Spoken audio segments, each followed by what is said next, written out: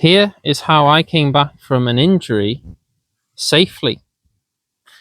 So I love cycling, and it forms a huge part of the life that I lead, my lifestyle, and also the lifestyle that I promote. So I help people to lose weight and regain their health, and this is through the foods that I recommend, and also through cycling. So cycling is amazing for your physical health, your mental health. It's amazing for losing weight. It saves you money. There's so many positive benefits of cycling. So you can see why I was very keen and eager to get back to cycling. However, if you've ever had an injury, so personally, my situation was I tore something in my groin around the end of June 2025. And I don't exactly know what it was, but it meant, essentially the point is, I could not ride my bike. I was in too much pain because I was injured. So I decided essentially to take a month off the bike. So I spent basically a month off the bike, end of June, beginning of July, in order to try and recover. And the point of this video is to show that you need to take it easy when you've been injured. Okay?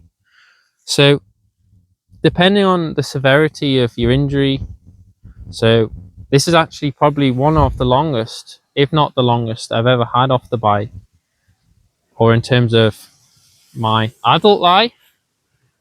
And yeah, these things happen. And for me, I've never, for example, fallen off and broken the collarbone. And I know, surprisingly, breaking a collarbone, actually, you can get back on the bike quite quickly. Okay, fairly quickly, depending on how bad the break is. So upper body, so shoulders, for example, if you break a shoulder, if you have a turbo trainer or a home trainer in the garage, for example, you can get back on, okay, the static bike. And I've seen lots of different ways people have managed to get around still riding a bike and not necessarily using their shoulder. So if you're in a sling or cast, or it's stopping you actually being able to hold the bar, I've seen people use ladders, for example. They have ladders over the front of their bike and they rest their arms on the ladder. Okay, I've seen that. I've seen all sorts of ways people have managed to still get their legs moving. But yes, if it's a lower body injury, so if it's in your hips and your legs and it's something that's stopping you from riding, then if you're in pain, you need to stop. So on this channel, I don't promote this, I think, this very bad. So I promote health, so gaining health. So there's this harden the F up. So this is a family friendly channel as well. So harden the flip up. At all consequences, even if you're feeling pain, I see there's this movement to just that you have to ignore pain, you have to push through it, you have to ignore what your body's telling you. So what the most important thing you need to understand is you need to listen to your body. And if it's telling you I'm in pain, then you have to stop. You have to either take it easy, and then if it's even more painful, you need to just take time away. So for me, that was a month, and that's what you have to decide yourself. So I can't just say, depending on, you need to take a month. It could be less, or it might be even more. It might maybe be 6 weeks or 2 months off the bike. It just depends on what sort of injury it is. But essentially, the general rule is, if you're still in pain, you need to do less, or you need to just stop. So for me, I did about 3 weeks, and then I did a very, very short ride just to see if I had any pain still there in my groin, and I had a little bit. So then I did another week off, so that brought it to essentially a month. And then I started just doing shorter rides. So I had a month off, and then the next 4 weeks after my month off, I did 2.5 hours, then another about, so 2.5 hours in 1 week, then about another 2 hours then in the next week, then something like 3.5 hours in the next week, and then again about 2.5 hours the week after. So I did the equivalent of what I might do in a week, normal week for me, in 2 months.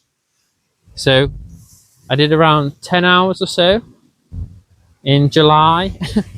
So yeah, I usually would aim to do, if I, if I want to be as fit as I can, then if I was going to be aiming to get really fit, I'd try and do as much time as I could. So maybe I might do a 25-hour week.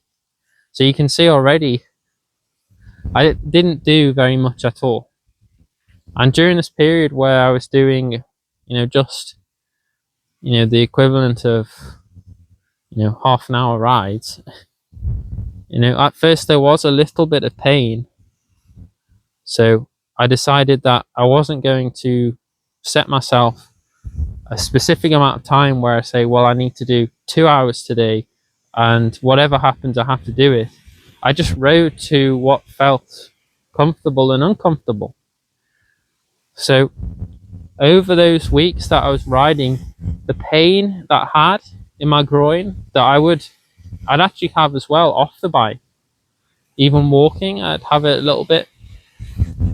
And as I was doing these half-an-hour rides, I did the first week, then the second week. By the time I was getting to the third and fourth week, the pain was decreasing week by week, and I was getting finally that amazing feeling, that satisfying feeling of, I thought I was ready, or I was then ready to start doing more. So after a month off and then doing only 10 hours in 1 month, I then started doing longer rides. So that's where I am now. So I'm now in the second week of doing longer rides. So last week I did about 15 hours, and then this week I'm looking at around 10 or 11 hours or so. And right now, about almost 9-10 weeks later, I'm pretty much pain free. So this last week I haven't had any pain in my groin at all. So at this point I'm deciding whether I push on and do more. So I'm doing series now at the moment of Train Like a Pro, where I'm targeting hopefully some hill climb races. I was hoping I'd get back and do maybe some road races in the UK, but I'm not sure whether that's going to happen now.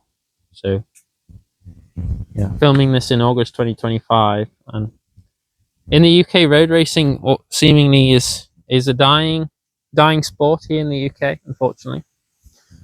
And yeah, so I think I'll probably be targeting hill climbs this year. So yeah, I hope you enjoyed the video, and like and subscribe. In terms of what I did off the bike, even I had pain even just walking. So I don't actually on this channel recommend the gym. So on this channel it's Life, Bikes, Bananas and Spice. So I promote essentially getting healthy through the foods you eat and the bike, and I promote a body type of being lean. So in terms of the gym, essentially, yes, you can go to the gym and you can think that makes you fit and healthy, but essentially the gym is just to look good without your clothes on. Okay, so if you really want to be fit and healthy, I promote a high sugar, high carbohydrate. So sugar, carbohydrates, they're basically the same thing. Low fat, low protein lifestyle, and this is the healthiest lifestyle for longevity and for your health. So this protects your heart, this protects you from diabetes and cancer, heart disease. Okay, and the bike is amazing for well, as I say, weight loss, getting you healthy, and also saving you money, among other things. And I think it's really cool as well. It feels amazing to go fast on your road bike. So it's a 6.8 kilo road bike here. And I think it feels amazing when you're lean and your bike is lean and you lean together, your bike and yourself. It feels amazing when you're going along, and especially when you get to the hills. You go up the hills and it feels good, and you don't get stuck at the bottom. You can get to the top.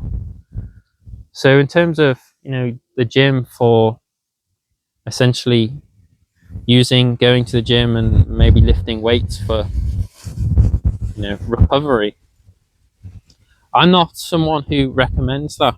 So I specifically say, if you want to be good at the bike, then you need to do bike stuff. So I still see this idea that if you want to get faster on the bike, you have to do other things to get faster on the bike, which I don't recommend.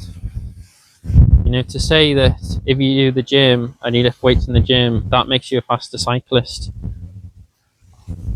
This is just, I think, a misunderstanding of these studies that happen. So essentially, if you say you did 10 hours on the bike and 5 hours in the gym in 1 week, and you say that's 15 hours altogether of exercise, well, if you only did 10 hours on the bike, for example, and then did no gym, then you're only doing 10 hours of essentially moving your body. Whereas instead of doing those 5 hours where you went to the gym, which you're also probably driving to and spending time getting ready for, you could take those 5 hours plus maybe the other few hours added on that you're driving to the gym. So you could make that 7 hours. And instead of doing 10 hours on the bike, you could do 17 hours on the bike and get fitter on the bike. So yeah, I recommend, if you want to get back to cycling, you need to wait until you're pain free and then start doing the bike in terms of bringing you back to fitness. So that's what I would recommend. And yeah, if you're going to do something, then yeah, for cycling, you could go out walking, a gentle walk. I also don't recommend running necessarily as well, because I think that also can lead to injury. Because if you haven't run since you were very small, you can get injury in your joints. So that wouldn't be a good thing to then cause injury on top of injury. So I hope you enjoy the video. And if you think I'm absolutely stupid, then let me know in the comment section. But if you have any questions or comments about what do I eat to get lean, I didn't gain weight while I was off the bike, even though I ate as much as I wanted to. For a month I didn't do any exercise and I didn't get fat. So that also proves the point about the foods that I recommend. So I didn't starve myself by counting calories. I ate as much as I wanted in the time I was off. So I don't promote calorie counting. I promote eating to lose weight. Yeah, eating to lose weight. It's a thing, okay? Just as starving yourself to lose weight. Anyone can do that. And that will destroy your health, and that will destroy anyone's health. So I hope you enjoy the video. And check out my series of Train Like a Pro for a month. I've also got a series showing what foods I recommend to lose weight, and also, as a positive consequence, reverse type 2 diabetes. So sugar is not what causes diabetes, okay? It's excess dietary fat. So there's another thing. So this channel is losing weight and losing weight, gaining health. So that's what I did to make sure that I didn't get injured again too soon from coming back from injury. So you need to take it easy, essentially, is the main takeaway. If you become injured, you can have this desire to want to get back to it, but get back to the fitness too soon, and then you're just going to slow down the recovery. So essentially you have to just take it day by day and take it easy. And no, I don't necessarily recommend doing gym for getting back to fitness for the bike. And I don't necessarily recommend gym at all for cyclists, because if you want to be lean, then you don't want to go to the gym. And if you want to be lean, you don't want to eat lots of fat and protein. So I didn't eat lots of fat and protein while I was off the bike, and therefore I didn't gain weight. It's as simple as that. Anyway, thank you for your time, and I'll see you in the next one. Ciao.